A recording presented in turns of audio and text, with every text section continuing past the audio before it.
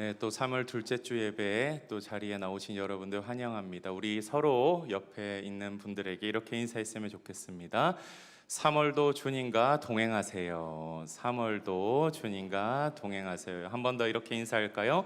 함께 예배함이 기쁨입니다. 함께 예배함이 기쁨입니다. 네, 정현 목사님께서는 3부 예배 이제 사도행전으로 쭉 하고 계시고, 담임 목사님께서는 지난주부터 에베소서 말씀을 전하시고, 저는 올 한 해 야고보서 말씀을 통하여 여러분과 은혜를 나누기를 원하는데요. 오늘은 여러 가지 시험을 당하거든 이라는 제목으로 하나님 말씀 전하도록 하겠습니다. 신약의 여러 편지들은 우리가 일상적으로 주고받는 사적인 안부 편지와는 다릅니다. 그 편지들은 보통 교회 공동체를 향해 선포되는 말씀이었죠. 초대교회에서 사도들의 편지는 개인적으로 읽히지 않았습니다. 예배 가운데 이 편지가 온 회중에게 낭독되는 방식으로 사용되었습니다. 만약에 서현교회에 바울의 편지가 도착했다면 저나 혹은 여러분들 중에 한 명이 이 자리에 서서 그 편지를 낭독했을 것입니다.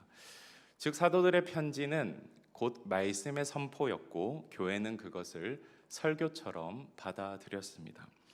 야고보서 역시 그러한 성격을 지닌 편지죠. 먼저 야고보는 수신자들, 즉 편지를 받는 대상들에게 인사말을 건넵니다. 1절을 한번 보실까요?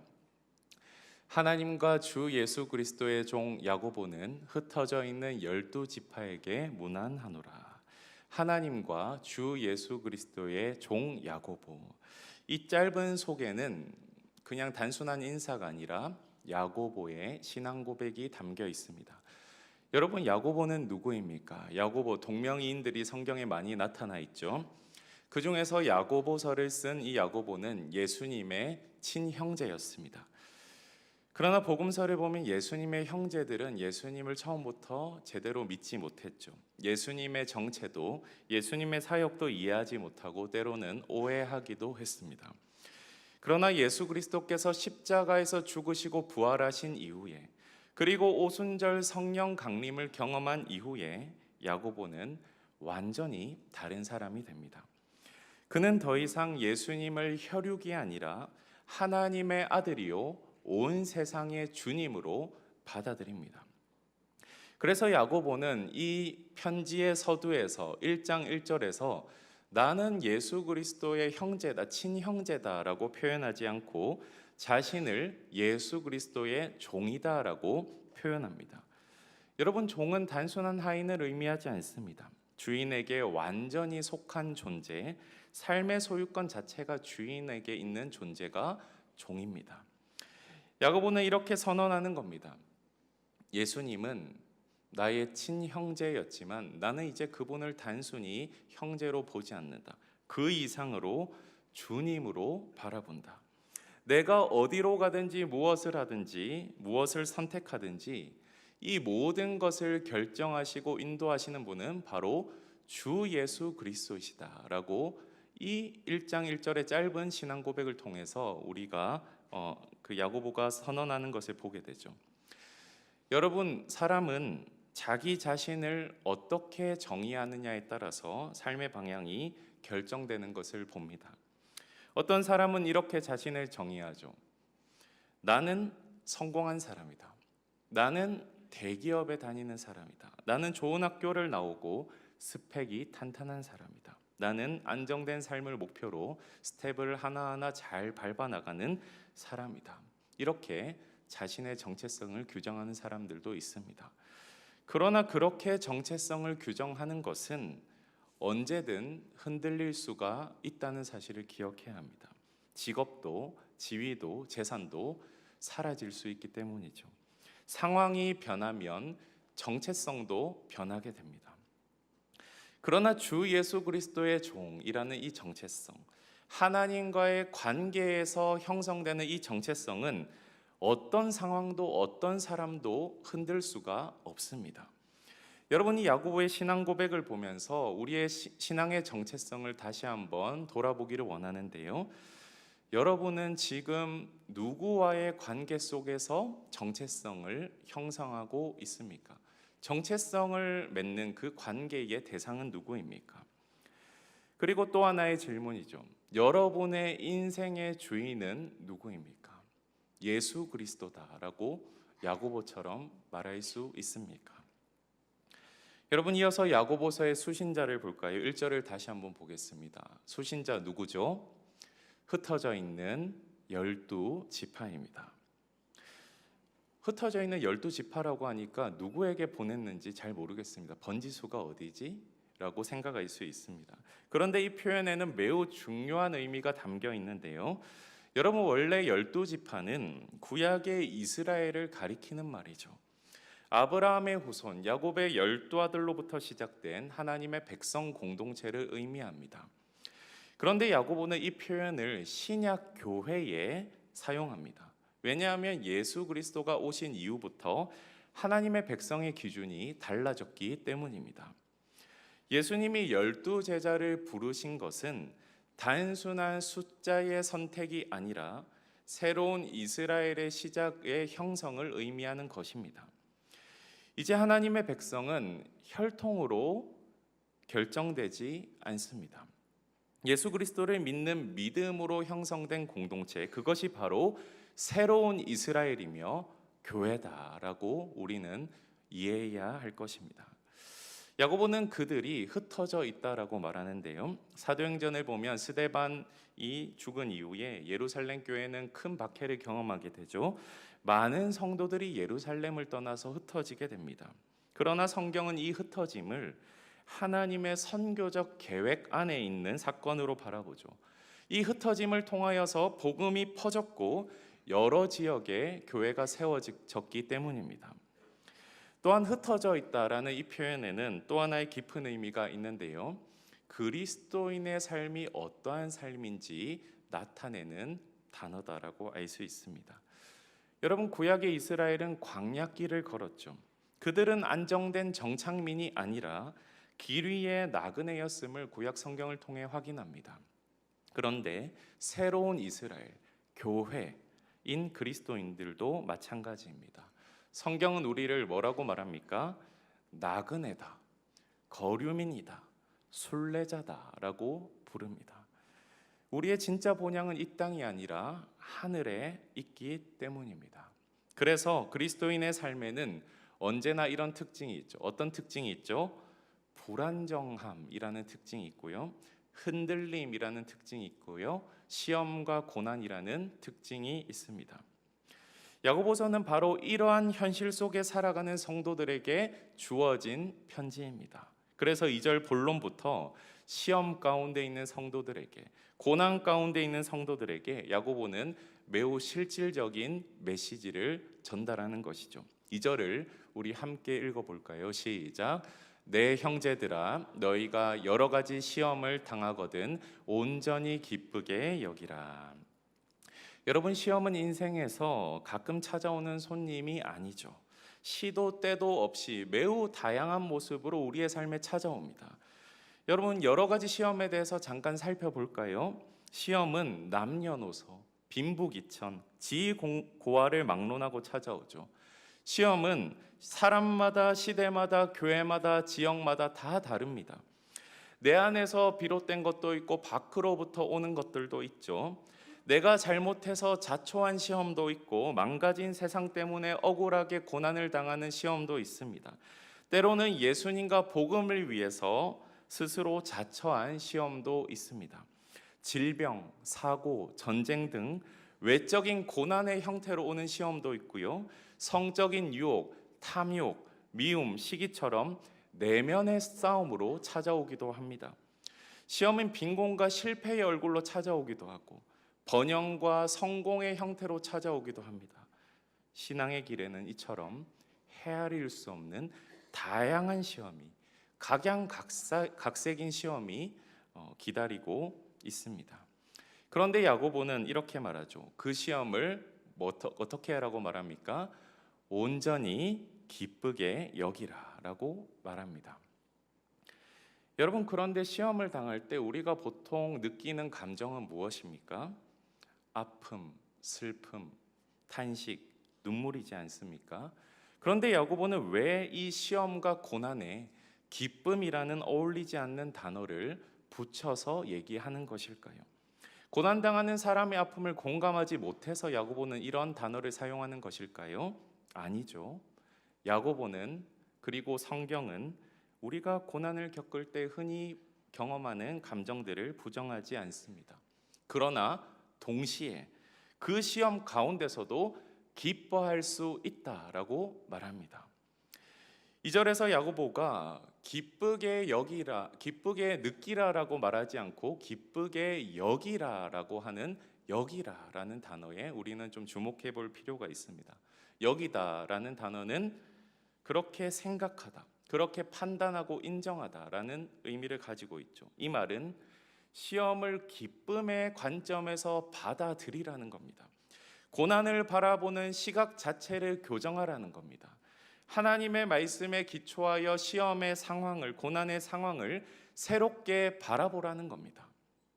이 여기다라는 단어에 대해서 제가 말씀을 준비하면서 참고한 책에는 이렇게 통찰력 있는 글을 적혀 있는데요. 한번 제가 읽어보겠습니다. 여기 나오는 동사 여기다는 시험을 이기는 방법이 사유의 힘에 있다는 것을 시사해 준다. 기쁨이 단지 감정만을 의미하지 않는 이유는 그 기쁨이 사유의 결과이기 때문이다. 시각 교정 혹은 시각 전환이 고난의 시험이든 유혹의 시험이든 모든 시험을 이기는 방법이라고 야고보는 말하고 있다. 하나님과 성경에 기초한 세계관을 통해 그 시험을 바라보는 사유를 묵상이라고 부른다. 온갖 시험이 온전한 기쁨이 되려면 반드시 묵상을 거쳐야 한다. 아까도 얘기했지만 우리가 시험을 당할 때 보통 직면하는 감정은 슬픔, 아픔, 눈물, 절망입니다. 그러나 하나님과 성경에 기초한 세계관을 통해 그 시험을 바라보고 생각하고 사유하고 통찰하게 된다면 시험과 고난을 기쁘게 받아들일 수 있다라는 겁니다. 그렇다면 야고보는 왜 시험을 당할 때 기쁘게 여기라라고 말하나요? 이 야고보도 이유가 있어서 말하지 않겠습니까? 3절이 그 답을 주는데요. 함께 읽겠습니다. 시작. 이는 너희 믿음의 시련이 인내를 만들어내는 줄 너희가 알미라. 야고보는 시련을 아무 의미가 없는 시련이라고 말하지 않습니다. 어떤 시련이라고 부르죠? 믿음의 시련이다라고 부릅니다.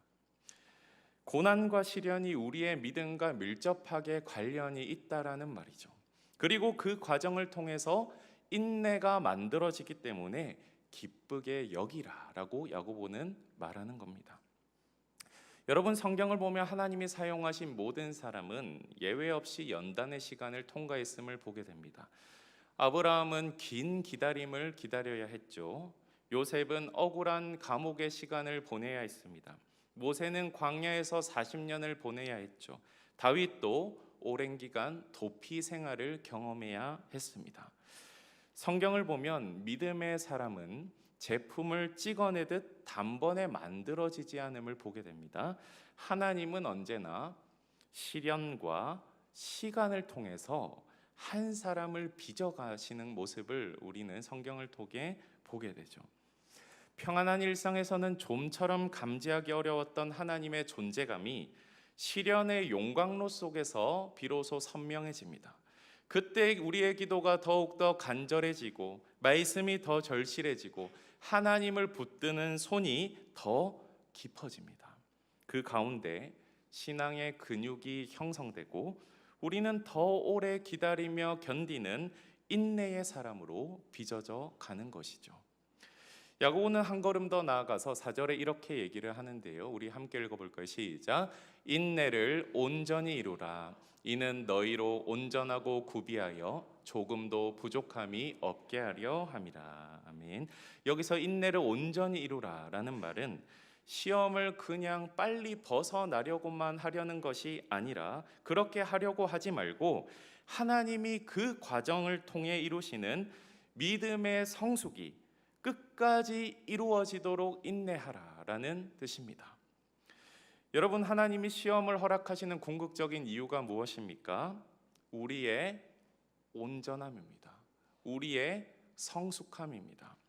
우리를 조금도 부족함이 없는 온전하고 성숙한 사람으로 만드는 것이 하나님이 우리를 향한 목표임을 우리는 기억해야 할 것입니다. 그렇다면 온전하고 성숙한 사람의 모습은 어떤 모습일까요? 다양하게 설명할 수 있습니다. 제가 여러분들에게 질문을 하더라도 온전하고 성숙한 사람, 어떤 사람이죠? 물으면 다양하게 대답을 할 것입니다. 그러나 저는 이렇게 설명하고 싶습니다. 한번 보여주시겠습니까?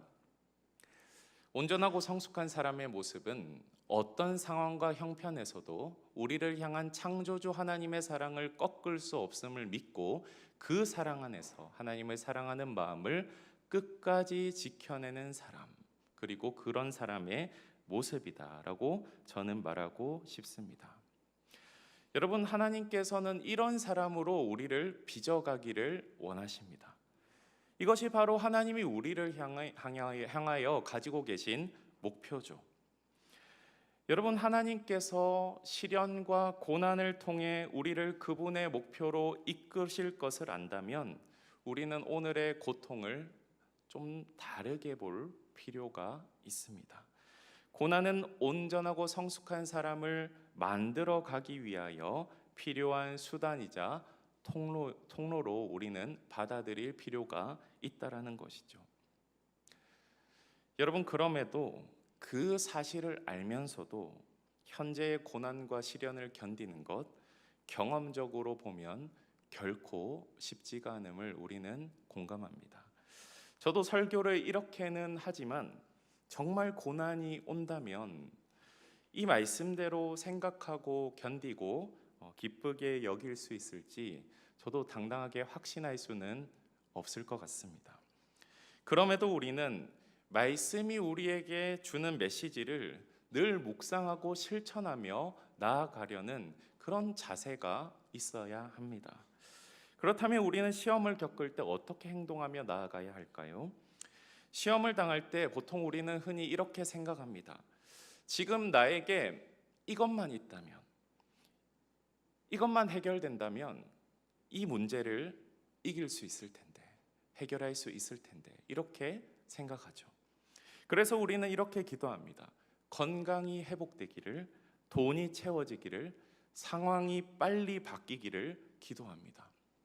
물론 이런 기도도 필요하죠. 그러나 야고보는 말합니다.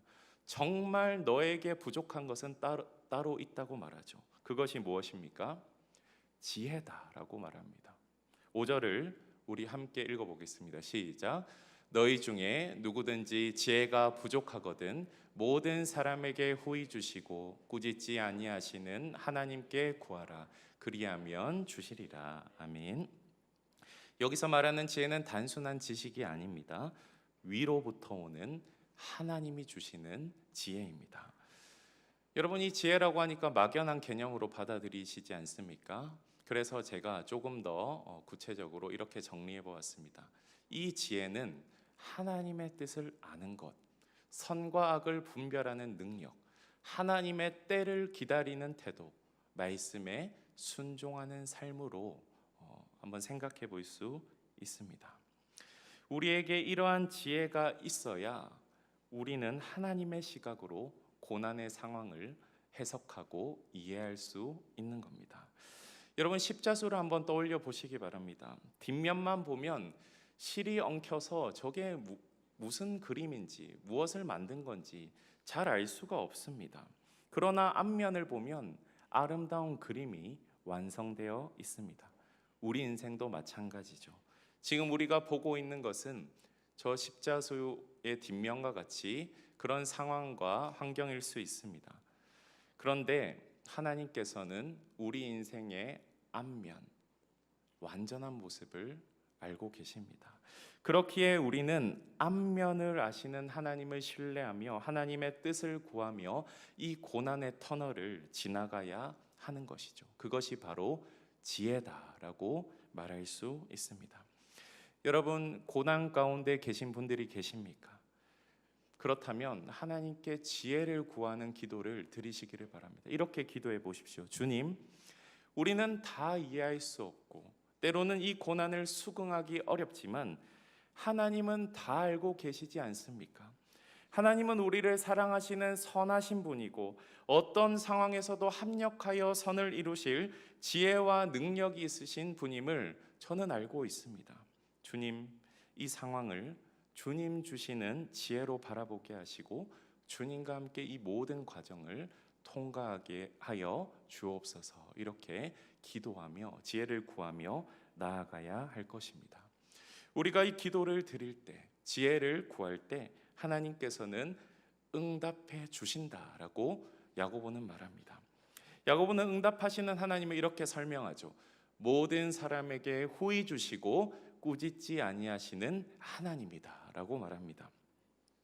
여기서 후히라는 이 단어를 조금 살펴보면 이런 의미를 가지고 있습니다. 망설임 없이, 풍성하게, 신실하게 등의 의미를 가지고 있는데요. 그런데 이 문맥에서 후히라는 단어를 가장 명확하게 설명할 수 있는 의미는 이런 의미입니다. 단순한, 단일한이라는 의미입니다. 한글 성경으로 보면 후히라고 나와 있어서 풍성한 의미처럼 보이지만 원어적으로 그리고 문맥적으로 보면 이 후히라는 단어의 의미를 가장 정확하게 설명하는 의미는 단일한, 단순한, 영어로 말하면 심플이다라는 의미죠. 이 단어는 이후에 나오는 단어인 두 마음, 정함이 없는 마음과 대조되는 단어입니다. 여러분, 하나님께서는 일관된 마음으로, 심플한 마음으로, 단순한 마음으로 우리에게 지혜를 주고 싶어 하시는 분이다라는 사실을 우리는 기억해야 할 것입니다. 그런 하나님께 우리는 어떤 마음으로 기도해야 된다라고 야고보는 말하나요? 6절을 한번 볼까요? 오직 믿음으로 구하고 조금도 의심하지 말라. 의심하는 자는 마치 바람에 밀려 요동하는 바다 물결 같으니. 여기서 의심하다라는 말을 직역하면 자기 자신과 다툰다라는 의미를 가지고 있습니다. 믿어야 한다라는 마음과 믿을 수 없다라는 마음이 끊임없이 부딪히는 상태입니다. 그래서 어떤 때는 하나님을 의지하고 어떤 때는 자기 힘으로 상황을 해결하려고 하죠. 그런데 야고보는 이런 마음을 가진 사람을 뭐라고 부릅니까? 바람에 밀려 요동하는 바다 물결과 같다라고 말합니다. 그리고 8절에도 뭐라고 말합니까? 두 마음을 품어 정함이 없는 자로다라고 말하죠. 여러분, 그런 사람이 하나님께 올려드리는 기도는 어떤 기도가 되겠습니까? 기도라는 형식은 있지만 기대가 없는 기도를 하나님께 드릴 것입니다. 기도는 하지만 하나님의 뜻을 구하기보다는 자신의 뜻을 관철하고 현재를 통제하고 싶어하는 기도를 하나님께 드릴 겁니다. 고난 안에 담긴 하나님의 뜻을 따르며 인내하고 그리고 온전해지려는 마음은 없는 것이죠. 그런 사람의 기도는 신실하게, 단순하게 후히 주시기를 원하시는 하나님께 어울리는 기도가 아닙니다. 야고보는 7절에서 단호하게 이렇게 말하죠. 이런 사람은 무엇이든지 주께 얻기를 생각하지 말라라고 말합니다. 여러분, 이 7절의 말씀, 연약한 우리에게 어떻게 보면 야고보가 우리에게 말하는 좀 가혹한 표현이다라고 할 수가 있겠는데요. 그러나 야고보가 말하고 싶은 것은, 야고보의 그 마음에는 어떤 마음이 담겨 있습니까? 그만큼 우리가 고난과 시련의 상황 가운데 믿음으로 주님께 구하며 나아가는 자세가 중요하다라는 것을 야고보는 말하고 싶은 겁니다. 여러분, 지금 나의 기도는 어떤 기도입니까? 상황이 바뀌기를 구하는 기도입니까? 아니면 이 상황 안에서 하나님의 뜻을 분별하는 지혜를 구하는 기도를 여러분들이 지금 드리고 있습니까? 여러분, 시험을 당할 때, 고난 가운데 있을 때 우리가 드리는 기도의 내용과 자세를 다시 한번 돌아보았으면 좋겠습니다. 만약 우리의 마음이 두 마음을 가지고 있다면, 원하는 결과만 이끌어내려는 그런 기도를 드리고 있다면 우리의 기도가 바뀌었으면 좋겠습니다. 어떤 기도로요? 믿음의 기도, 주님께 지혜를 구하는 기도로 바뀌게 되기를 간절히 소망합니다. 말씀을 마무리하려고 합니다. 이제 겨울이 지나가고 봄을 맞이하고 있습니다. 희망찬 새 학기가 시작되고 새로운 마음으로 3월을 시작하려는 분들도 여기에 계신 줄 알고 있습니다. 그러나 동시에 오늘 여기 이 자리에는 시험 가운데, 고난의 터널 가운데 지나가고 있는 지체들도 있으리라고 생각합니다. 취업 준비, 학업의 압박, 재정의 어려움, 관계의 갈등, 미래에 대한 불안, 여러 가지 어려움을 겪고 있는 그런 병들이 있다면, 여러분 여러 가지 이런 어려움 경험하고 있고 직면하는 그런 지체들이 있을 것입니다. 아니면 오늘도 이유를 전혀 알지 못한 그런 고난을 통과하고 있는 지체들도 있을 겁니다. 그러나 여러분 기억하십시오. 그리스도인이 직면하는 고난은 아무 이유 없이, 아무 목적 없이 이루어지는 고난이 아닙니다. 왜냐하면 하나님께서는 흩어져 있는 12지파인 우리와 함께하고 계시며 우리를 향한 계획과 목적을 가지고 계시며 하늘 본향을 향해 순례하고 있는 우리와 함께 걸어가고 계시기 때문입니다. 그 신실하신 하나님을 기억하며 우리는 오늘도 단순한 마음으로, 믿음으로 하나님께 지혜를 구하며 나아갔으면 좋겠습니다. 세상 사람들과 똑같이 마냥 고난을 피하게 해주세요, 이런 기도를 드리기보다는 하나님의 뜻을 알게 해주십시오. 나를 온전한 사람으로 빚어가실 주님을 신뢰하며 이 상황 가운데 내가 무엇을 해야 하는지 알게 해주십시오 라고 지혜를 구하는 기도를 하나님께 드리며 나아가는 우리가 되었으면 좋겠습니다. 오늘 이 야고보의 겉면대로 고난 가운데 생각하고 사유하고 행동하는 그리스도인들로 이번 한 주, 아니 평생을 살아갈 수 있게 되기를 예수님의 이름으로 축복합니다.